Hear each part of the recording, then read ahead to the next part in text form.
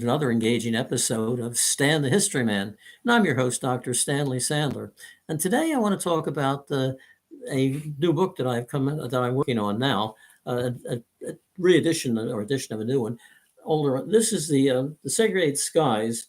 It came out in 1992 by the Smithsonian Press, but that's a long time ago. And I got a kind of big international publisher, Calais Press, that wants to do it. And so I've been working on updating it. And this new edition is going to have a lot of things that the older one did not. Of course, a lot of not just new ideas and not the facts and all, but just new ideas, new perspectives that I didn't have then. Although one really big mistake in the original edition, which I'm really sorry about, was I said the Tuskegee Airmen never lost a bomber that they escorted. And yet further on in the book, I say they did. So with the new book, it takes care of that. And now, for those of you who aren't aware of the Tuskegee Airmen, of course, they're very famous. It's the first blacks ever entered the Air Force. So there were blacks in the Army going way back. They fought in every war except the Mexican War, and in the Navy, just about the same record. So they were always and mostly, well, the Army, U.S. Army had 4 black regiments that Congress established after the Civil War, but the Army didn't use them very much. And after a while, the Navy had nothing like congressional mandate, but they did pretty much keep them, and did keep them, not just pretty much, into positions as mess boys. You know, I was watching years ago, I watched the movie The K Mutiny, which you might have seen, and they found out that someone had been stealing the captain's strawberries, and they said, oh, the net mess boys did it.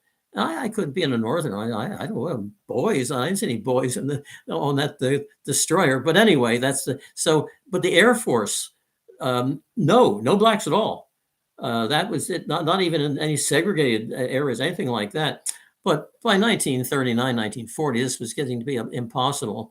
And so through a rather devious, lengthy process, which I detail in the book, I mean, congressional pressure, Mrs. Roosevelt, and of course, black organizations, black newspapers, black leaders like Walter White, leaders of the black community, finally got the Air Force saying, well, okay, we'll allow blacks in the Air Force, but segregated, of course. And so this is how the 99th Pursuit Squadron was founded. And later, there were 3 more pursuit squadrons were added to that, called the 332nd Fighter Group.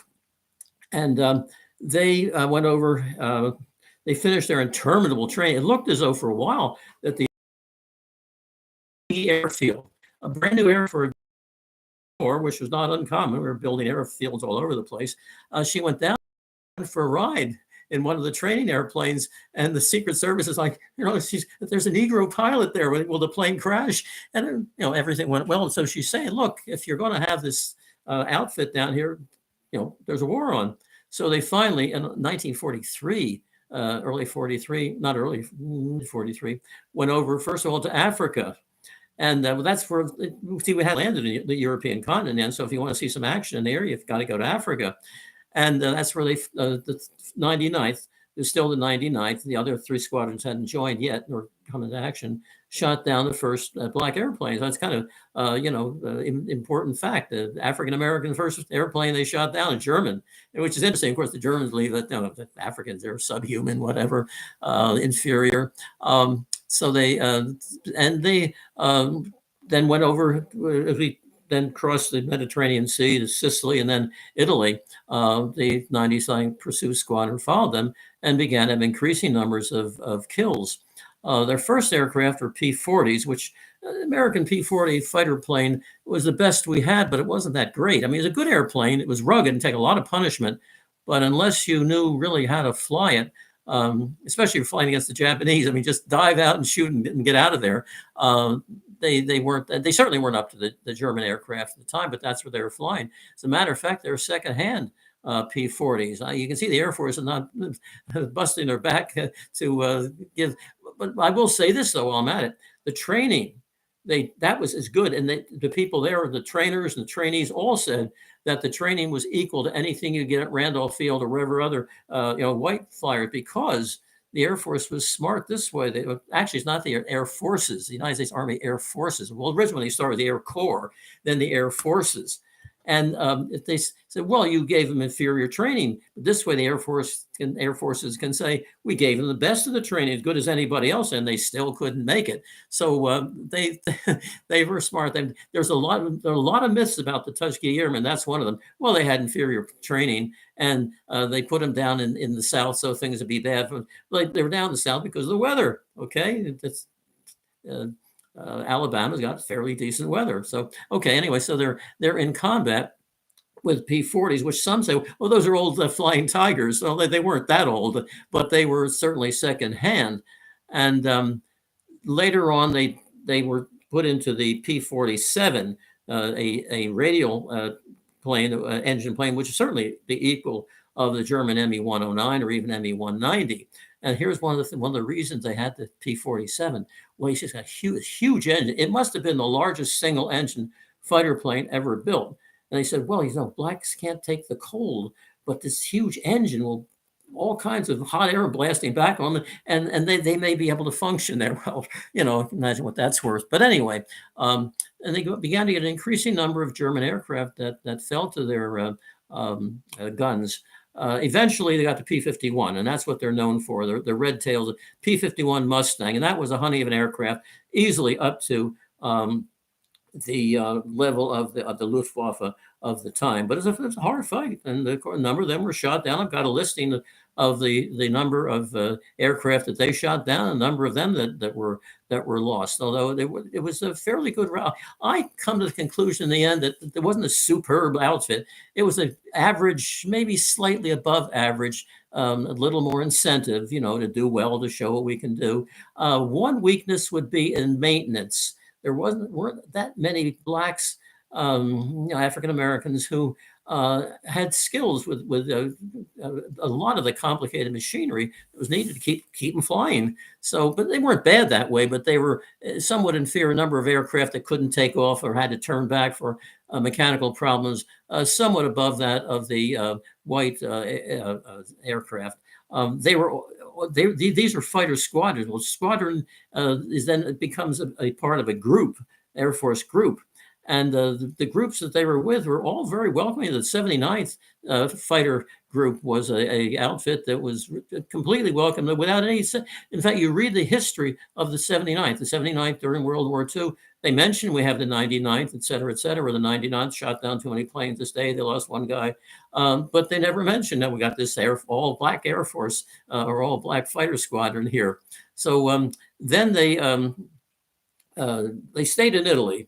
But they were flying from Italy to, Austria, Romania, Germany, of course, all of the Central Europe battlefields.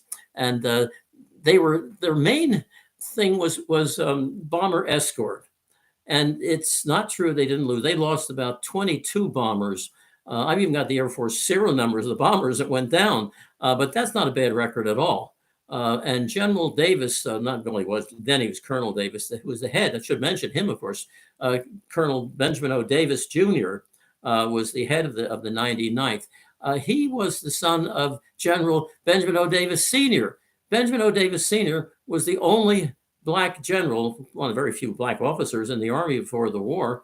And then his son was the first black graduate of West Point. And he got the silent treatment. Now, when I interviewed him, he didn't like to talk about it. But in his book, he does talk about the silent treatment that he got. It's interesting, like, as long as he was working his way through, he got the silent. But as soon as he graduated, hey, how you doing, Ben? Hey, good to see you. What are you doing? Where you're going to be posted, that type of thing. He basically told him, go jump in the lake. But it's interesting also, he was not a great flyer. They had to spend a lot of time on him at Tuskegee, but what he had was leadership. He had the leadership, and everybody knew him, blacks, whites, whatever. They all said, General Davis is great, and we'll just compensate in the training for his what he needed. He was very rigid. He may have been a little too rigid to be a hot jockey, but at any rate, he was a lot of guys I interviewed, they didn't really like him personally, but they said, follow him to hell, because he was such a leader. They knew that if Davis is here, we're pretty good. And so Davis wanted to become head of the 332nd Fighter Group. That is the 99th Fighter Group, the 100, 102nd, 103rd fighter squadrons were then grouped into the 332nd Fighter Group, and that's how they went through the war and in World War II. Um, Final, and not only was it fight bomber escort, which is the primary job, which was not unusual. Many fighter groups were doing that, or fight groups, squadrons, whatever. But they also did a lot of ground attack, kind of like will escort the bombers to where they're bombing, let's say Linz, Austria, Hitler's hometown, and then on the way back, we'll shoot up these barges, this airfield, whatever. And they had some enormous costs. They enormous victories on the ground. They got all scores of German aircraft. I mean, the Germans must not have been that great in camouflaging their aircraft when they it's hard to kind of criticize the Luftwaffe in many ways, but that was one thing they were always caught on the ground. But nonetheless, they shot the 92nd and 99th and the 332nd shot down a lot of German aircraft. What they fought against would be the Me-109, which was standard Messerschmitt fighter. I won't give you all the statistics on it. It was developed before the war, just before the war, and it's really good. That was the Battle of Britain. And you say, compare the Me-109 with the Spitfire. Well, the Spitfire was weak here, it was strong there. The Me-109 had this weakness, but it has strength. So it's really actually they talk about, the German wonder weapons. Every developed industrial country can develop, or at least it's that could develop a halfway decent fighter plane. Okay. Even the Italians, which were kind of weak in the air, once they put German engines into their fighter plane designs, they had a very good aircraft. So it was kind of a back and forth sort of thing. No place where we felt that they got they're going to wipe us out, or they felt that we were wiping out. Well, towards the end of the war, we were wiping them out. But at any rate, they had an impressive score, but nothing that's spectacular. And a ground attack, especially, was just the nitty gritty of shooting up barges which are filled with oil, let's say, or food or something like that, just strangling the German economy and doing it, bombing the oil fields at Ploiești until the Russians took Ploiești, basic oil, and that's where the tide really began to turn in the air, because the real lack of oil was a problem, because or petroleum, aviation fuel, they didn't have that to train the German pilots that much. So there was a distinct falling off in the quality of the pilots. A lot of them were shot down already, but then that they didn't have anything like the training time that we had in this country, or the Brits had, for that matter. So the quality began to fall off, and so then the score to the 99th and the 332nd began to increase. So the next one was the FW-190, and this was a honey of a plane. This was the F-109 was good, but the FW-190 was probably the best. I would say, definitely, the best single-engine fighter plane that the Germans had during the war. Again, up against the P-51, weak here, strong there, the same type of thing. I mean, these are both developed industrial economies with a lot of smart people, and a lot of aviation, just the industry, just to be able to do the metal bending and the science and all, in both countries. But it's interesting, the Germans were fooled by Hitler in many ways. And the Wunderwaffen, Wunderwaffen, we will win the war with these. Well, and one of the Wunderwaffens was the Me-262, the first fighter jet in actual combat. Now, the British had the Gloucester Meteor, and that was almost as good as the Me-262, but it never got into combat. Not jet-to-jet combat. That had to wait until the Korean War. So the 332nd or 99th or the 99th were up against a jet fighter plane. The Me-262 was a honey of a plane, 100 miles an hour faster than the P-51, and yet a couple of the Tuskegee Airmen managed to shoot down Me-262, probably because, again, of the truncated training that the Luftwaffe was having. So the Me-262 comes in 1944, well into 1944, actual combat. So the war is running down now. But so it's remarkable. Now they weren't the only ones to shoot down the Me-262 jets, but I think they had four of them that they did over Berlin. They had a couple of major escorting bombers over Berlin, and they just couldn't resist. Now, you're escorting the bombers, but when the bombers are kind of getting to the suburbs, and dive down and just shoot up the place just for the heck of it, just to shoot up the heart of Nazism. There's one other um, plane that I don't know if they actually encountered them, but they were there, and that was the 163. It was a rocket fighter, and this thing was like 200 miles an hour faster than the P-51. But had a lot of problems with it, and therefore nobody's made a rocket fighter plane since the war. Only the Nazis would try that. It was had a mixture of two kinds of fuels together. The one fuel could explode, and the other one could. So acidic could eat your skin off. And not only that, the plane took off. Didn't have landing gear; it had a skid. It would take off on the skid, and then would land. I mean, it would take off on a trolley, and then they'd fly, and the trolley bounce out of the way, and then they'd land on a skid. Well, a skid's not as good as a landing gear, with wheels, but to save weight, they just had this skid. Often the plane would because the skid would crack, and then either the pilot would be eaten alive by this fuel, or it would explode. So it really was more of a menace. And looking at it tactically, it was too fast. I mean, they go through a bomber formation, they come out the other end, and they can't go around and try again. So a few bombers were hit by this rocket fighter, but not too many. You could argue it killed more people, probably hurt the Luftwaffe more than it hurt the Allied fighters that were bombing Germany around the clock. By this time, you have the RAF Lancasters, and you had the American B-17s and B-24s, British going by night and the Americans by day. The Americans kind of made an effort to our bombers to hit a target, like an oil refinery or railroad marshal. The British just dumped the stuff where blow them up. SOBs. They're asking for it. They bombed us. We're going to bomb them. And that, of course, Dresden be by the final denouement of this victory through air power. It's kind of a belief that nothing promised more, and in a sense delivered less ratio than the air barons or air theaters, theorists before the war. We will win with air power. We'll come over and drop a lot of gas bombs on it. People will panic, and that'll be the end of it. And it didn't quite end that way. You have to have some kind of bombing accuracy. It was so bad early in the war that some places the Germans, when they saw the bomb damage, said, "What city were they trying to attack? Maybe they get in a cow pasture between Essen and Dusseldorf, and were they trying to hit Dusseldorf or Essen? They didn't hit anything." Now, I mean, to be fair, that improved dramatically, but the British never really cared much about the accuracy. They let the SOBs have it, or we're saying, well, look, there is an oil refinery here or the bridge there. We'll try to hit.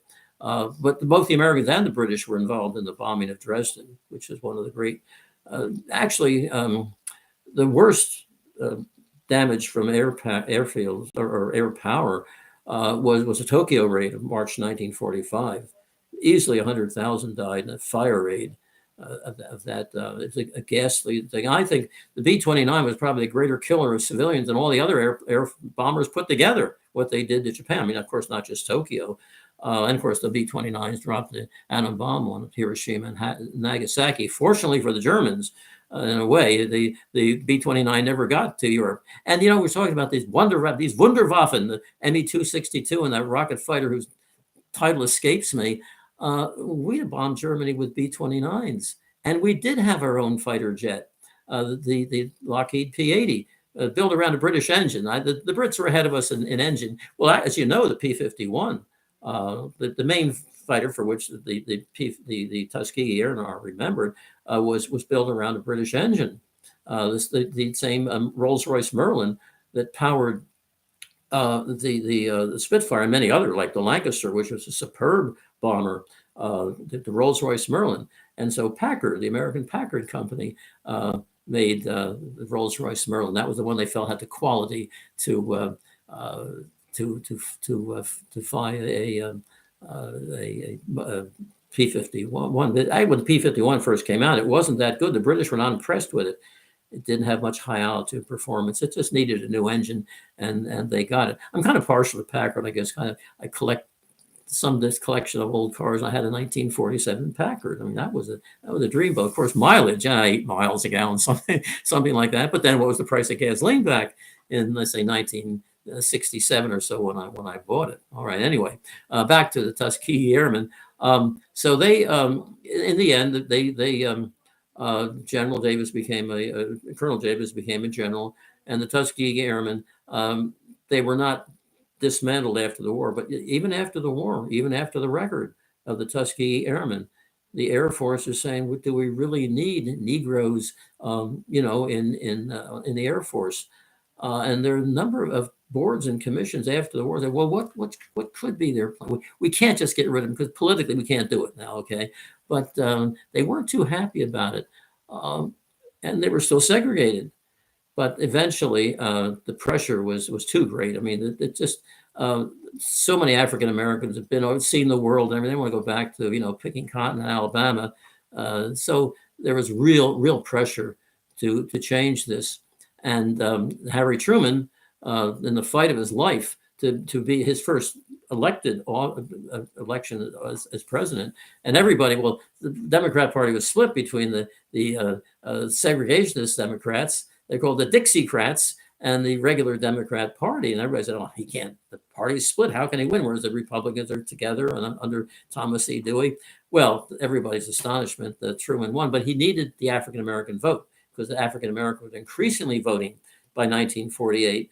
And so he went first president to go to Harlem, and then he issued his executive order saying, well, what he said, and that's been misinterpreted a lot. And there are a number of myths and so on that I have in the book, just to remind you about it again, that